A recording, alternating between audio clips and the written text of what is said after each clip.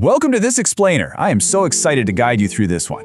Today, we're taking some of the most profound physics ever discovered and pushing it to its absolute mind-bending limits. We're going to challenge literally everything you think you know about reality. Of course, we're talking about Einstein's general theory of relativity. Normally, we look at how this math predicts planetary orbits or bends light around galaxies. But today, we are going completely down the rabbit hole. We're looking at what the equations say happens when stars collapse, when space flows like a literal waterfall, and when you map out the universe all the way out to infinity. Ready? Let's go. Okay, let's dive right into section 1, the black hole illusion and the frozen nemesis. To really wrap our heads around these bizarre concepts, we need a visceral thought experiment to kind of ground us. So, picture this. You trap your absolute worst nemesis in a rocket ship and blast them straight toward a black hole. Naturally, they're looking back at you, shaking their fists in anger. Now, common sense tells us that as they get closer to this massive object, the intense gravity should make them speed up, right? Actually, no way. Because of how extreme gravity completely messes with the flow of time, from your perspective, their rocket ship appears to be slowing down. You see them shaking their fists slower and slower, and at the exact moment they should cross the boundary into the black hole, they don't vanish. Instead, they seem to stop entirely. They're just frozen in time. As they freeze, the light from their ship gets dimmer and redder until poof, the very last photon fades from view. And that brilliantly illustrates the event horizon. It's that mathematical boundary where the escape velocity exactly equals the speed of light. To you, watching from a safe, comfortable distance, your nemesis just freezes and fades away. But, and physicist J. Robert Oppenheimer was the one who realized this, if you were the one falling in, you wouldn't notice anything weird at all. You would plunge right past this mathematical boundary and straight into the darkness without even feeling a bump. The whole freezing thing, it's just a crazy illusion of perspective. Moving on to section 2, bending space and time. So, how is this even possible? Well, to set the ground rules, we gotta look back a bit. In the 1600s, Isaac Newton figured out the laws of gravity, but he was actually pretty freaked out by his own theory. He thought the idea of two masses pulling on each other across vast empty space was just absurd. Fast forward to 1915, and Albert Einstein finally solves Newton's headache. Gravity isn't some invisible tether, it's the curvature of spacetime itself. Mass tells spacetime how to curve, and curved spacetime tells mass how to move. Brilliant, right? But Einstein's equations were incredibly complex. It actually wasn't until 1916 that Carl Schwarzschild, a 41-year-old astrophysicist volunteering in the German army, found the first exact mathematical solution to Einstein's equations. And get this, he solved it while calculating artillery trajectories from the actual trenches of World War I. Now, the absolutely crucial point here is that Schwarzschild's elegant solution contained exactly two problematic spots. Two places where his equations basically divided by zero and the math violently blew up to infinity. We call these spots singularities. One singularity was dead in the center of the mass. The second was at a very specific distance from the center, the Schwarzschild radius, which is exactly where the escape velocity equals the speed of light. And just like that, the event horizon was mathematically born, a dark object that swallows matter and light, a black hole. Which brings us to section 3, the inevitable star collapse. So while the math very cleanly predicted black holes, the scientific community back in the early 20th century was highly skeptical. I mean, physically, how could an entire massive star ever collapse into such a tiny, absurdly dense point? Well, it all comes down to an epic push and pull battle at the very end of a star's life. When a star runs out of nuclear fuel, gravity starts ruthlessly pulling all its material inward.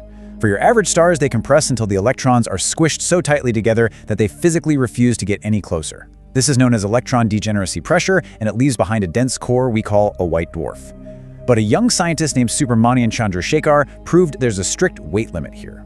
If the star is heavier than what we now call the Chandrasekhar limit, the electrons just fail. The star collapses even further until protons and electrons fuse into neutrons, creating a neutron star. This is supported by neutron degeneracy pressure. But as Oppenheimer later showed, even neutron stars have a weight limit. For the absolute heaviest stars out there, there's no physical mechanism left to save them. Gravity wins completely, and the contraction just continues indefinitely. This profound tension between the math and physical reality is perfectly captured by the legendary scientist Arthur Eddington. He was deeply uncomfortable with this whole idea of indefinite collapse. He famously declared, "There should be a law of nature to prevent a star from behaving in this absurd way." It just perfectly encapsulates what human intuition believed reality would allow versus what the equations were relentlessly demanding. All right, section 4, the mathematical multiverse. Let's really push these boundaries. We definitely aren't stopping where Eddington did. To push this math out to absolute infinity and take it purely at face value, physicists use something called a Penrose diagram.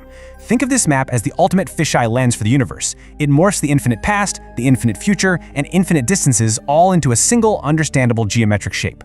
On this map, light rays always travel at a 45-degree angle, which means the future always points straight up, and this brilliantly illustrates something totally unexpected. On a Penrose diagram, the singularity of a black hole isn't a physical place in space at all. It's a horizontal line at the top of the map. It's actually an unavoidable final moment in time for anything that crosses the horizon. Now, what's truly mind-bending is what happens when we look at the math from a slightly different angle. You see, relativity doesn't actually care which direction time flows. So if you run the mathematics of a black hole perfectly in reverse, you get a completely valid mathematical solution called a white hole. Instead of an event horizon that traps you and pulls space inward, a white hole has a horizon that forcibly ejects you and space flows exclusively outward. You can emerge from it, sure, but you can never ever enter it. And the mathematical mapping doesn't even stop there.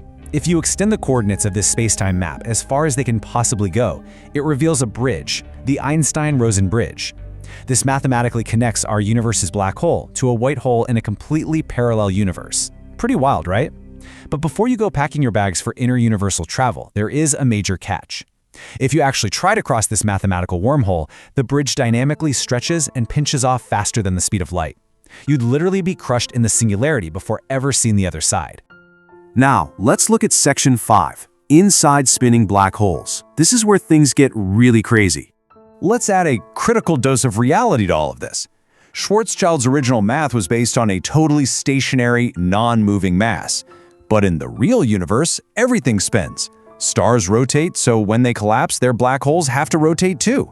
It actually took until 1963 for a physicist named Kerr to finally solve Einstein's equations for a spinning mass, and his solution reveals a structure that is terrifyingly complex.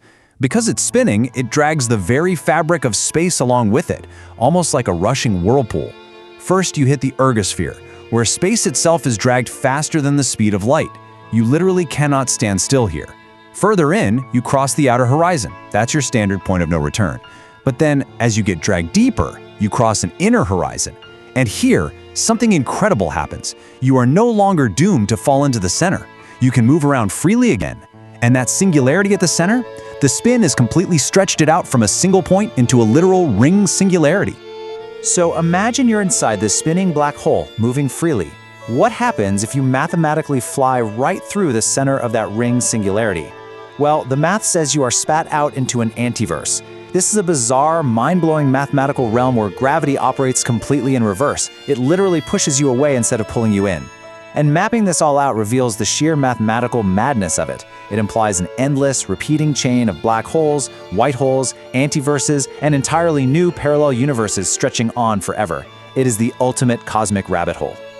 Okay, let's take a breath and jump to Section 6, Math versus Physical Reality. Do these things actually exist? Yeah, it's probably time to bring our rocket ships safely back to Earth. We've seen the spectacular rabbit hole of Einstein's equations. But do these extended realms actually exist in nature? Well, the short answer is probably not. These maximal mathematical extensions have some pretty serious physical flaws. First off, they're based on eternal universes that have just always existed. They completely ignore the messy, real-world process of a star actually collapsing. Second, if you really stood inside a spinning black hole, the infinite amount of time passing outside would cause an infinite amount of light and energy to pile up at the inner horizon. This would instantly create a brand new singularity, completely sealing off the ring and any pathway to other universes. And finally, physicists have calculated that holding any of these wormholes open would require exotic matter with a negative energy density. And that is something that simply doesn't exist in our current understanding of physics. As one expert perfectly summarizes the problem, this exotic kind of matter is really against the laws of physics, so I have the prejudice that it will not exist. And that's a really powerful reminder of how modern science operates. General relativity is both a set of geometries and a set of field equations. Just because you can draw a perfectly valid geometric shape using the math doesn't mean it obeys the physical properties of matter that actually dictate our reality. But before we completely shut the door on these wild ideas, I want to leave you with a final thought. A century ago, the greatest minds in physics, including Einstein and Eddington themselves, looked at the math of black holes and dismissed them as absurd, impossible fictions. Today, we have literal photographs of them. So if the math was right about black holes, what impossible prediction will the universe prove right next? Thanks so much for exploring this with me. Keep questioning everything.